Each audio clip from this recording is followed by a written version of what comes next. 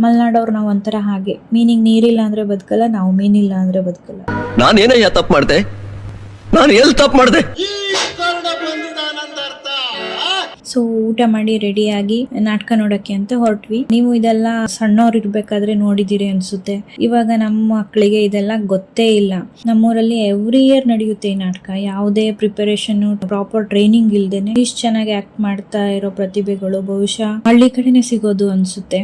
So drama start ಆಗೋ ಮುಂಚೆ ಮಕ್ಕಳು ಡಾನ್ಸು ಪ್ರೋಗ್ರಾಮ್ಸ್ ಎಲ್ಲ ಇತ್ತು. ಎಲ್ಲ ಮಕ್ಕಳು ತುಂಬಾ ಚೆನ್ನಾಗಿ ಡಾನ್ಸ್ ಮಾಡಿದ್ರು. ಹಾಗೆ ಡ್ರಾಮಾನು ಸ್ಟಾರ್ಟ್ ಆಯ್ತು.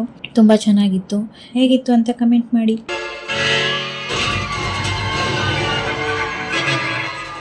ಎರಡು ಹೆಜ್ಜೆ ಹಿಂದೆ ಇಟ್ಟಿದೆ ಅಂದ್ರೆ ಈ ಕರ್ಣ ಬಂದಿದ್ದಾನಂದ ಅರ್ಥ.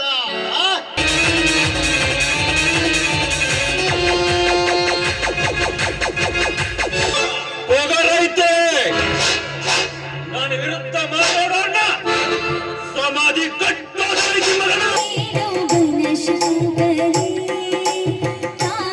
MLA ಆಗಿರೋಂತ ಭೀಮಣ್ಣ ಅವರು ಕೂಡ ಬಂದಿದ್ರು. ಅವ್ರನ್ನ ನೋಡ್ಕೊಂಡು 3 ಗಂಟೆ ಆಗಿತ್ತು. ತುಂಬಾ ಚಳಿ ಜಾಸ್ತಿ ಇರೋದ್ರಿಂದ ಅರ್ಧಕ್ಕೆ ಮನೆಗೆ ಬರ್ಬೇಕಾಯ್ತು. ನೆಕ್ಸ್ಟ್ ಡೇ ಸಂಡೇ ಆಗಿರೋದ್ರಿಂದ ತಿಂಡಿ ತಿನ್ಕೊಂಡು ನಮ್ಮ ಅಣ್ಣ ಪೇಟೆಗೆ ಹೋಗಿ ಮೀನ್ ತಗೊಬಂದ. ಮಲ್ನಾಡವ್ರು ನಾವು ಒಂಥರ ಹಾಗೆ, ಮೀನಿಗೆ ನೀರಿಲ್ಲ ಅಂದ್ರೆ ಬದುಕಲ್ಲ, ನಾವು ಮೀನಿಲ್ಲ ಅಂದ್ರೆ ಬದುಕಲ್ಲ.